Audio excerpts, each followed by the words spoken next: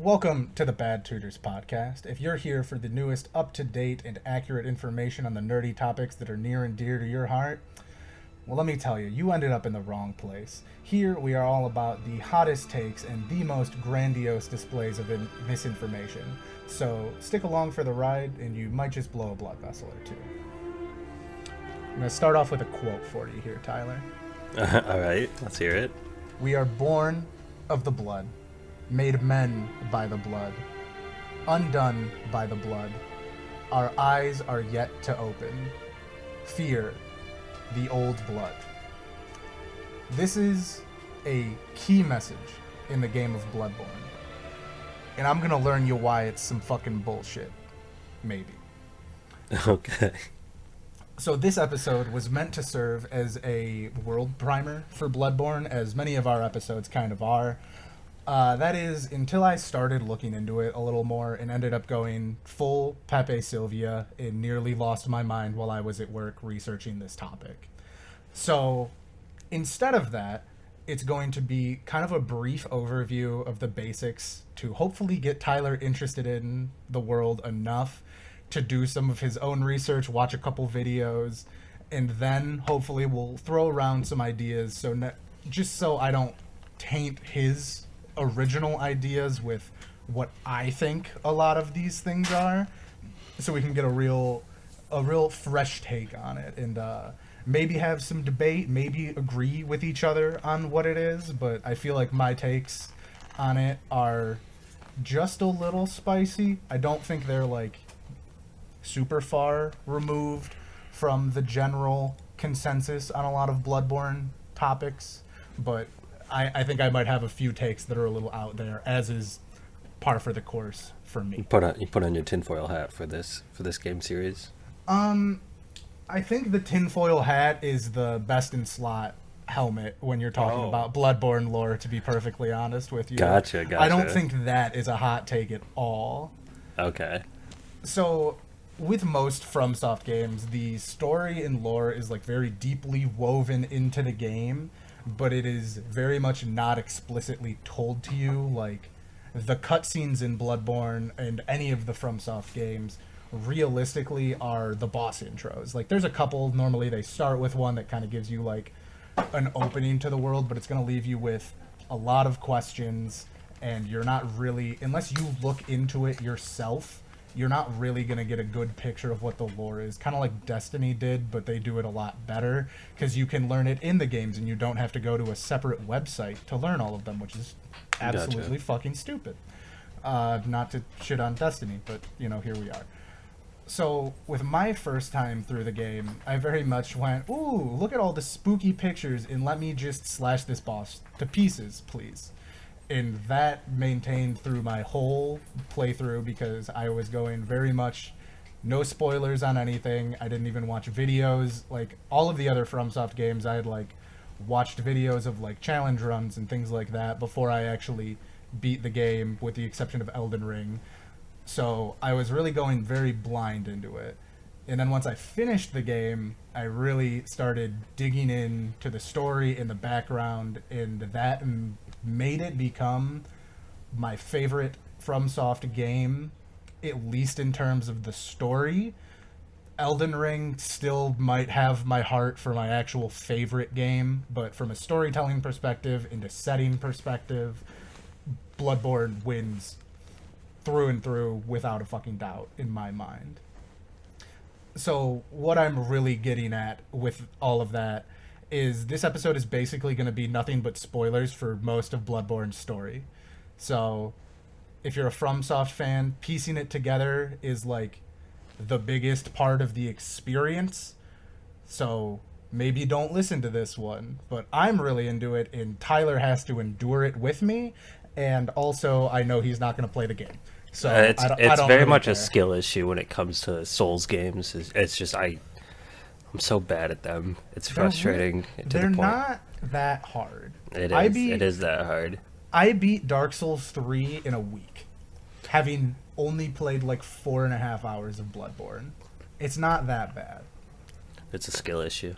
It is, you're right, but like it's not that much of a skill issue. You can just pick up a big heavy sword and It's go a mental bonk. issue. It's a There, mental there issue. we go. It's a mental issue for sure.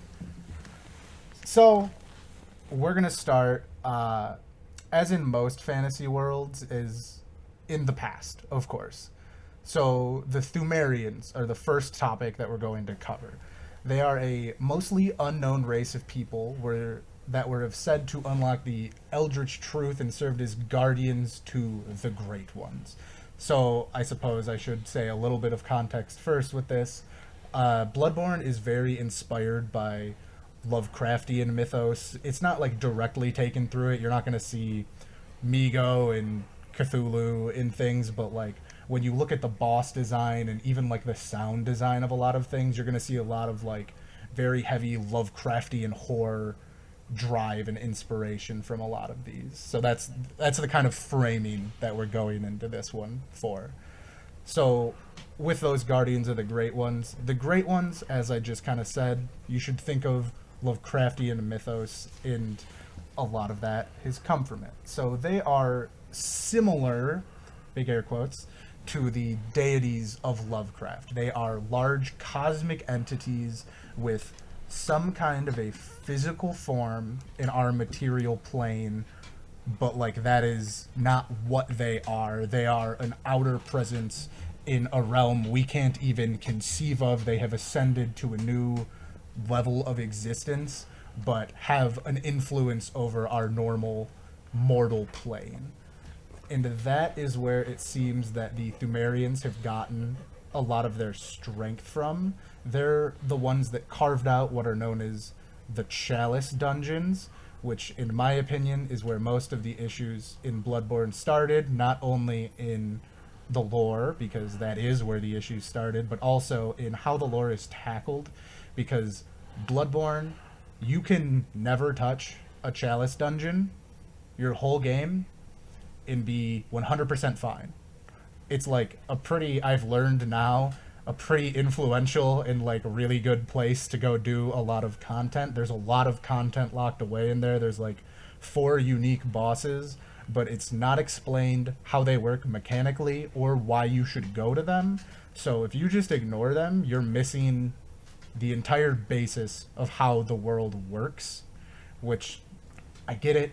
It's a FromSoft game. That's kind of how it be, but like they could have done something to incentivize you a little more to go into them to kind of discover what they are and why they're there. In your first playthrough, did you go to any Chalice dungeons? So I did once I learned that there is a specific dungeon. There are certain set dungeons that you go through with different chalices, hence being called Chalice dungeons. Yeah. But there are also, I don't want to say an infinite number, but they have codes that are associated with like randomly generating different dungeons. And there's one that when you walk in about 15 feet, you turn to your left and something starts dying because it's standing in poison, but its platform hasn't been loaded in by the game. So it just dies, and you get around 70,000 souls, or blood echoes in the game. It's used it as an exploit? Correct. It's known as the cum dungeon, based on the fact that the code is, I'm not going to remember it exactly, but it starts with CUMM and then goes into some letters that you use to generate this specific dungeon.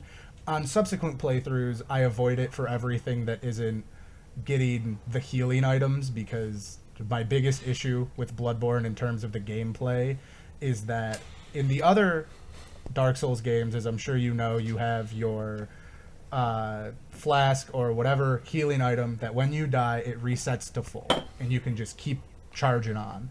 In Bloodborne, you have blood vials that are consumed.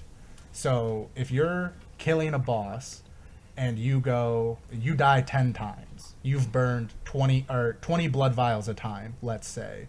Sure. And now you're out, you have to go break the flow of like just going and killing the boss for like an hour to go smashing your head more. against a boss fight. Yeah, right, which in my opinion takes me out of the game too much, so I never use it to level anymore, and just get stronger. I only use it to allow myself to just continue playing the game. But you Gotcha. can definitely just exploit it and get to as high a level as you want, immediately set up your build, and just charge through the rest of the game. So it's a dichotomy. I have a lot of opinions on how Bloodborne works mechanically as well, but overall it did an absolutely fantastic job. So getting back into that, the Pthumerians are the ones who carved out the Chalice dungeons, and it is under the city that most of the game takes place in, which is known as Yharnam.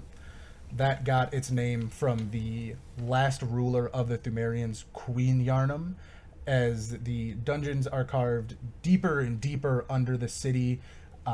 More people needed to go into them, more research needed to be done, so a city was simply built on top of them. We can also call it London, because everything is very London-esque. The voices, the kind of high Gothic setting of it is like, a lot of it looks very like that. That's one of the big, like, in-jokes of the community. Not in-jokes, but, like, a lot of people just call it London. Right. So, how these were found is the College of Bergenworth, which is a major faction that we will talk about soon. Were the first ones to discover them in the, air quote, modern day, which is like a little bit before the actual game takes place themselves. Okay. They sent out prospectors that broke into the Tomb of the Gods, in which they were actually able to find a physical chalice, which let them kind of transport quickly into these dungeons instead of having to actually dig your way into it. These chalices led to the creation of the Healing Church and blood healing, or blood ministration, which is what the Healing Church used to, for right now, I'm going to say, cure the populace of what I'm going to talk about next, which is the Scourge of the Beast. Now, this is like the biggest thing that you're going to see progressing throughout the game. I'm sure you've seen some Bloodborne enemies. Your first enemies are going to start out just like kind of lanky and wiry and not act quite like people would. But as you go through the game, you see people devolving further and further into stages of the Beast Plague, where they start growing hair, their limbs elongate even more, they start moving in new strange ways, growing new limbs, in just becoming, they look more like beasts as this goes on, and this comes from the Beast Plague. The Healing Church, once established, set out to fight against this plague and stop it as much as they could. They created what are now known as the Hunters, which is what you are in Bloodborne. You are one of the Hunters. And every night they would go out to combat them, and they went as far to even burn down and seal off a part of Old Yharnam to help slow the flow of the Scourge as much as they could. Okay, so this is the Scourge like an actual disease that is like transmitted from person to person? Not necessarily from person to person, as in like a werewolf would be, but yes, it is in itself an actual disease that can be, from what we know, it can be slowed but not stopped. Okay. So the Healing Church was originally a split from the College of Bergenworth, as Master Willem, who was the leader of Bergenworth, when Lawrence, the first vicar of the church, began the practice of blood ministration. He used the old blood, which Willem feared to cure, as with the quote that we had earlier, as a cure to save the people of Yharnam. While Lawrence believed that the blood was the way forward, it would make humanity grow closer with the Great Ones and even more powerful, Willem disagreed, calling the schism of the two a betrayal to Bergenworth, and he believed that insight and eyes were the way forward. So the goal of everyone in the world of Bloodborne seems to be to grow closer with the Great Ones, which, you know, that's your standard. you grow closer with your deities, you become more powerful, that kind of thing. All of them, the end goal, I believe, would be to ascend to the plane of the Great Ones and be with them, right? Sure. The Great Ones are, like, monsters, though, right? Yes and no. They are certainly monstrous. Okay. They are all, like, they look like, they're the boss. You only fight two, kind of, within the game, and they're not even, like, full Great Ones when you fight them. Only one of them actually is. There's one boss that hasn't ascended, and one of the factions that we'll talk about in a bit has made contact with them and uses them as their direct source of power. So Lawrence used the Old Blood, which as well was found within the Thumerian tombs and the Chalice dungeons. The chalices held the Old Blood that they now use for this. Lawrence used them to heal anything that ailed the people of Yharnam. And when I say anything, I mean the Old Blood could cure any disease known to man, any ailments, really anything at all. It created a stronger, healthier people, and therefore they had a great reverence to the church because they could fix anything wrong with them through this use of blood ministration. So the healing church became more and more powerful as things went on. At one point, there is a quote that the Old Blood was produced more than alcohol in Yharnam because the former was more intoxicating. More and more people would be using it constantly and consistently. So there were a couple branches of the healing church, which I'll go into. The first being the choir. These are the highest ranking members of the church, consisting of your scholars, doctors, prospectors, and clerics. They found the Great Is chalice, which allowed them to commune with Abritus, the Great One that I had mentioned, who was left behind when all of the others seemingly disappeared or are thought to have ascended into the greater plane.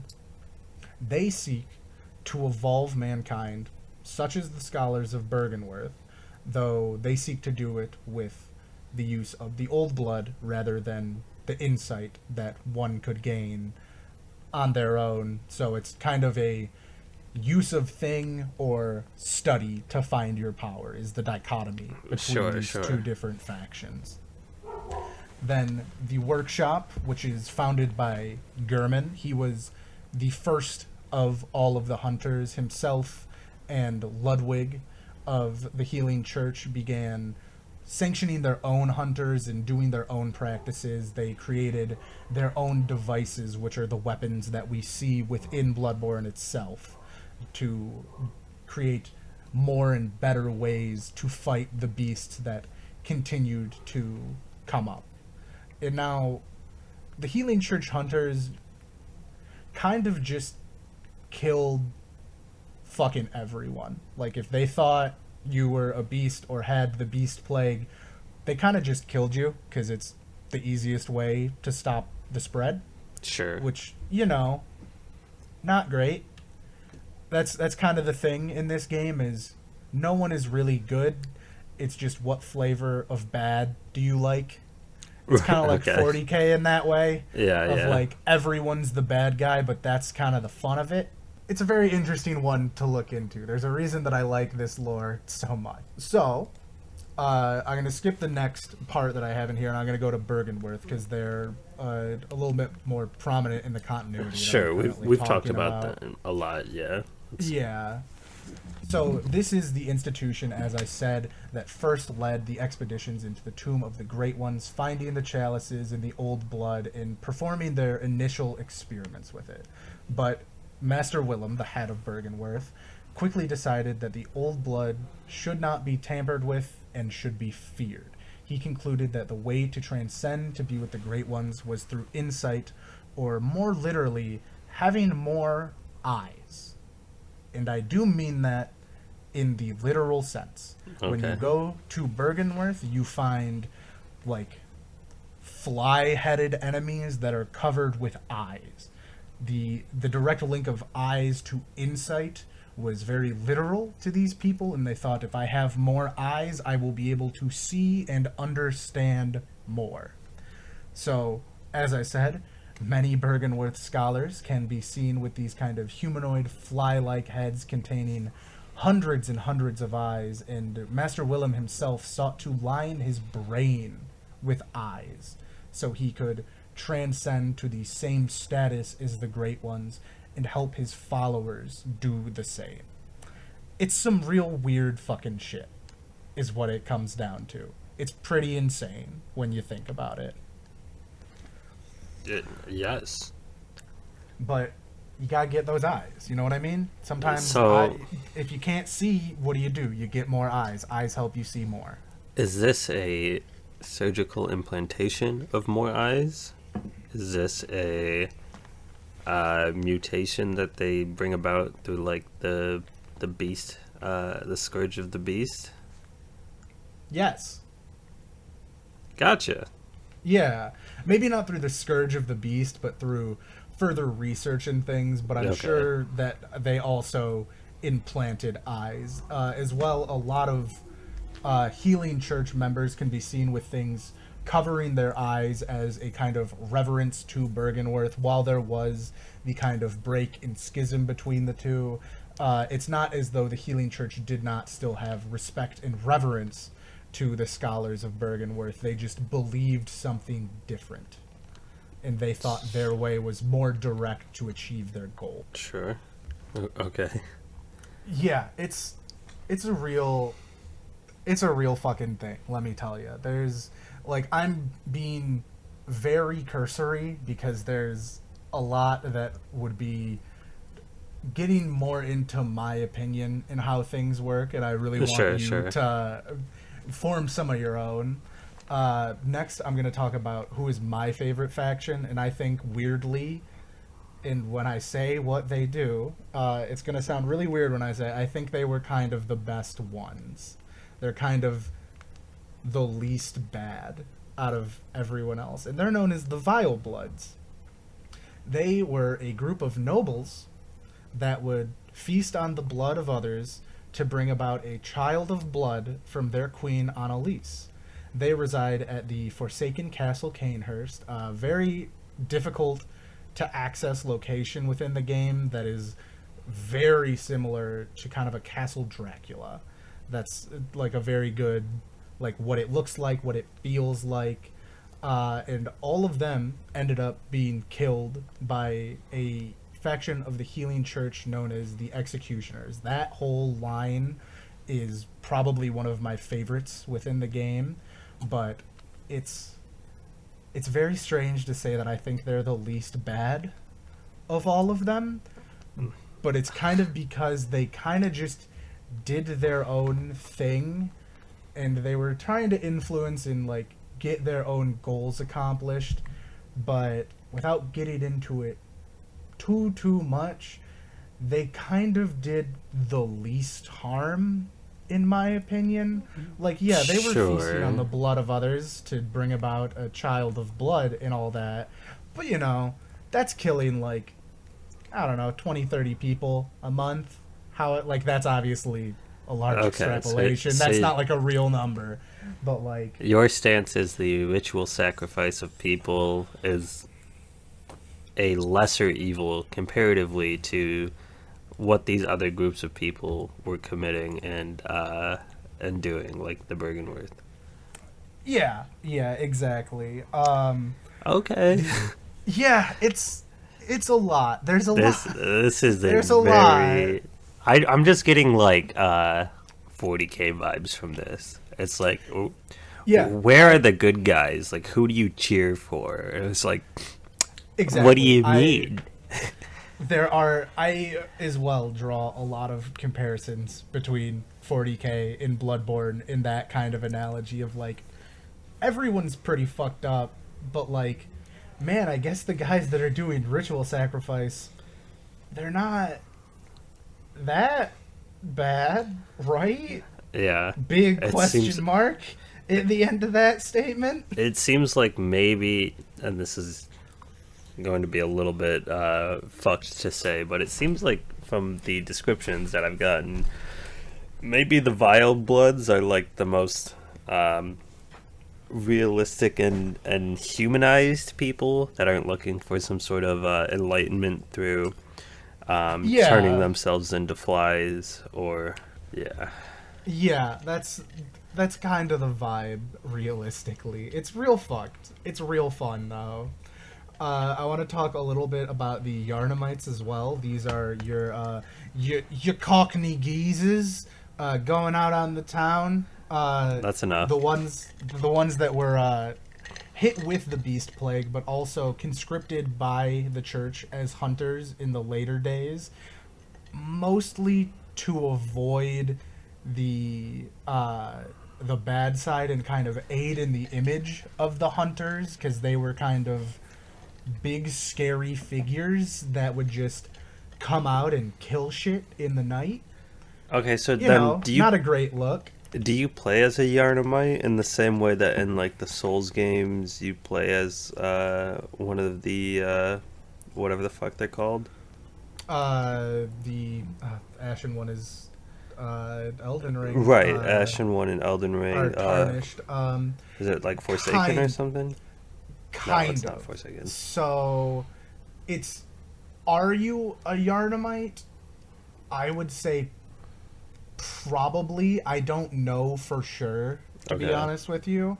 But you are a hunter, which I just assume they mostly come from Yarnum, that is I'd say the main setting of civilization, but the only setting of real civilization. Sure. So I assume you are from that, but a big part of Bloodborne that I haven't even touched on, because in fairness it's very confusing and kind of difficult to wrap your head around, is the difference between the dream and the nightmare. Okay. In a mechanical sense, the dream is your Firelink Shrine. It's your home base. That is where Gurman and the Hunter's Workshop is located. And every time you die, you go into the nightmare. And every time you die in the game, you return to a lantern, which links you to the dream. Lanterns are your equivalent of bonfires in the game. Sure. And they quite literally guide your way through the game. That's what you're finding and progressing and unlocking. So the nightmare is the world that the majority of the game takes place in, and as a hunter of the workshop, you are inherently linked to the dream. That is the reason why you don't die. You simply return to the dream, right? Okay. Gotcha. So it really is just like a lot, and like I said, this is a very cursory glance at how Bloodborne works in its entirety. Yarnamites must be citizens of Yarnum then. That's just like what they're called. Okay. Correct, yeah. So it is not like a specific like subsection of hunters, but no. But the hunters existed, and they were freaking out the Yarnamites because the hunters just fucking killed everything, like you said earlier. Exactly. Anything that showed. Okay. Yeah, gotcha. So to kind of, in a PR decision, they were like, hey, we're going to recruit you. Come hunt with us.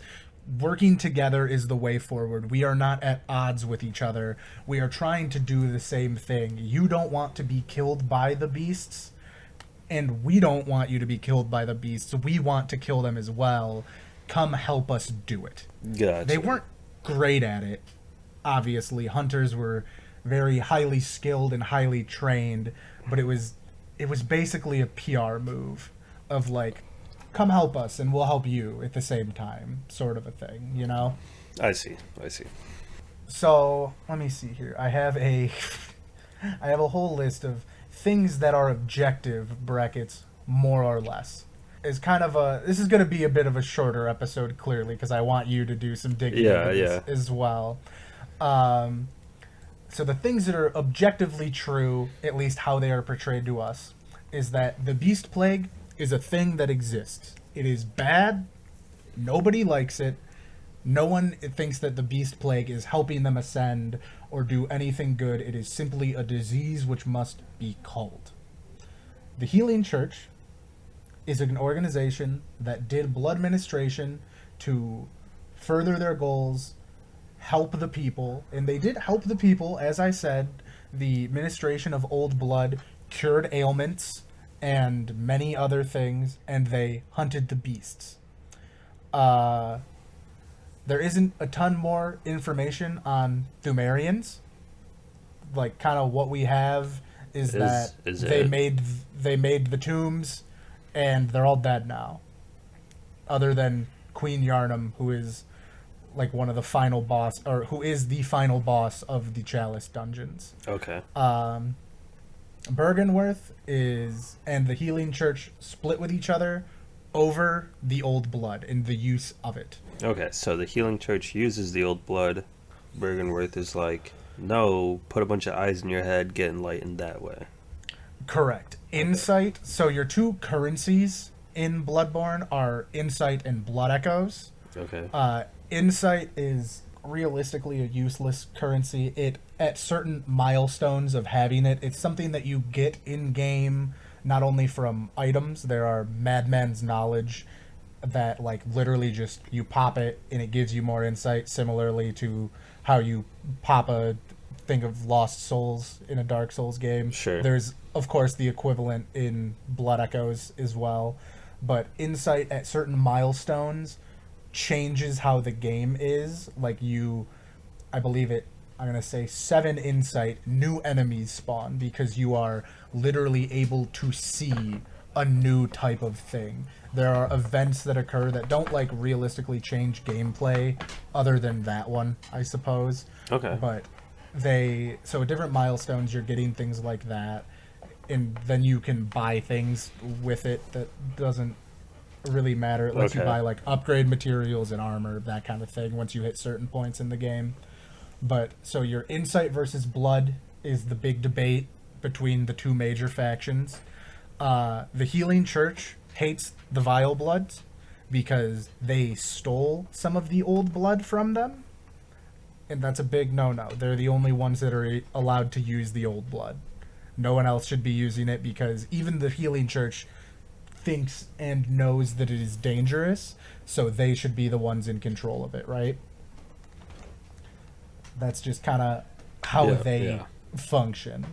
The old bloods, or the old blood, came from the Great Ones. The blood of the Great Ones is the old blood.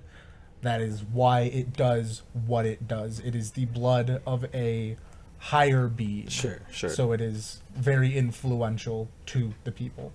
The Beast Plague, no matter what, is spread. It continues to spread, and I'm going to say that no one knows why until you learn more. Okay, sure. And the Canehurst nobles were just a group of fucking blood sacrificers that drink the blood of people to create what their goal is. When I say they seek to birth a child of blood, is they're trying to create their own Great One. Okay, so that's their end goal with it. They think through ritual sacrifice and consuming of blood they will make a Thumerian? They will make a Great One, not a Thumerian. Wait, I have a huge disconnect that I just realized at the end of the episode. Yeah. The Thumerians are not the Great Ones. No, they are the ones that originally discovered them and are linked with them through the Chalice dungeons. Yes. Yep. They are a type of people. Yes. I understand. Yeah, they are a type of people that no longer exists outside of a few instances within the Chalice dungeons. They're like an ancient race. Exactly, and yes. To make my smooth brain understand, I understand now. Okay. Mm-hmm. Yeah, so there are... I don't know if there is an exact number of Great Ones, to be honest with you. Like, there's certainly a certain amount that we know of, but I don't know if there are an exact amount. Like, an amount of basically gods is realistically what they are. They are outer world deities. But yeah, so the Vile Blood's goal was to make their own by giving the blood of others to their queen Annalise so she could birth a new great one. Gotcha. And then they get It's- old blood, which is like How they that's the began to bee's access knees. it. The old blood is like the good stuff. The old blood is that good stuff, for sure. Alright. I understand now. Two other characters to quickly touch on, because they are very important to Bloodborne as a whole, but not as much for what I considered the kind of cursory glance at it, is the runesmith Carol. He is the one that, obviously, great ones in like standard Lovecraft sense, no one can directly understand the great ones, which is why they're trying to ascend and be able to do this. Carol is the one that was able to transcribe what they're saying into terms that people with enough insight or enough use of the old blood could understand. These Carol runes in game are like static bonuses to your character, like you can carry 5 more blood vials, or you get X amount of extra critical hit damage, things like that. Those are like the items that you find throughout the game, but like Sure. within the lore of the world, it is the direct insight of the old ones that has been transcribed into a rune that people can then understand. Okay. And the other character to touch on, which is next to the Bed of Chaos in Dark Souls 1, I would certainly say, but I believe a lot of people would agree, is the worst boss that FromSoft has ever come out with, which is Mikolash. His laughter is burned into my memory because you have to hear it just so goddamn much, and it's really quite awful. Mikolash was the head of the School of Mensis, which was another break or part of Bergenworth. The scholars of Mensis have a Mensis cage, which is like literally picture just like a really tall bird cage Okay. that they put on their head as they thought it would protect them from it. Mikolash being the head or one of the heads of this, all of his students went completely insane, and he helped create the nightmare that we find ourselves in, which is just, like I said, kind of just a whole fucking thing. Like the difference between the nightmare and the dream is a lot to wrap your head around.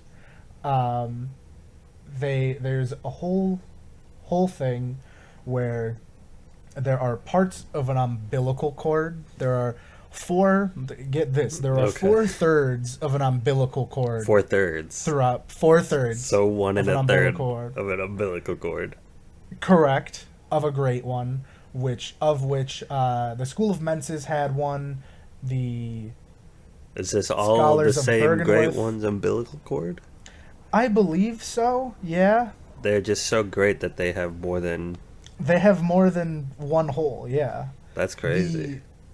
The mechanical use for that in game is if you use 3 of them before you beat the final boss, it triggers a secret boss that you then fight, which gives you the 3rd ending of the game. Okay. So you only need to consume 3 of them, not all 4, which is why I think that there's 4. So like you can miss one and Well, still see, do it. now I have like a very important question. Mm-hmm. If they're all from the same umbilical cord, Yeah. and it's 4 pieces, Mm-hmm. 4 pieces of a whole, Yup. how is it 4/3? I agree. That is a good question, isn't it? I wish I had an answer for you, but I certainly don't, because it's simply confusing. I don't think math works this way. Maybe you just need no. 3/4 of an umbilical cord to trigger the ending. You would be correct, but that does not change the fact that the item is listed as 1/3 umbilical cord. Holy fuck. Okay. yeah, I thought maybe exactly. your syntax No. of the way that you were saying it was wrong. But no, it's 1/3 of an umbilical cord. Okay. Yeah, no, that's just kind of how it is. Like, My here, I'll my link you my this item smooth real brain quick. does not understand the old ones and their Yeah, umbilical there's cords. yeah, there's a 1/3 of umbilical cord for Oh you, god. and there are four different parts of it. One through killing a woman. So or actually, sorry, that's not true. Two through killing a woman. Um, it's a lot of fun. It's weird shit. But yeah, you consume three of them, and then you get to fight the secret final boss of the game. So Mikolash, to kind of round things out, went completely insane and wanders the halls of the School of Mensis eternally in his insanity, which they made his boss fight the most infuriating thing ever, where he will endlessly wander these halls taunting you until he runs into a specific room where he will finally fight you for about half of his health, and then Okay. he will do it again, Wonderful. and then you go back in and fight him, which, like, kudos to them for being so dedicated to the lore and incredibly lore accurate that it fits exactly his personality. But goddamn if it isn't literally the worst boss fight Okay. that they've ever created. Sure, just remember that they wrote the lore, so they wrote it that Yeah, way. exactly. So like Correct. fuck them for that. Yeah, like I said, the Bed of Chaos is, like, objectively a worse boss in Dark Souls 1, Okay. but also Dark Souls 1 was hit with a lot of crunch time, and they weren't able to get out the, like, last 4 or 5 bosses how they wanted to have them, with, like, all of the, like, different areas and things that would have connected them. So, like, in Izalith is where they are. There's, like, 4 bosses that are basically back to back to back to back because they simply didn't have the development time. Gotcha. So, like, it's almost understandable that the Bed of Chaos is bad because of crunch time. I don't think there was crunch time for Bloodborne, or at least not to the same extent. So they just made that choice, and I'm still upset about it. And that's, like, that is one of my 3 big issues with the game. The other one is how healing is handled, but, like, if you use the cum dungeon, it's fine.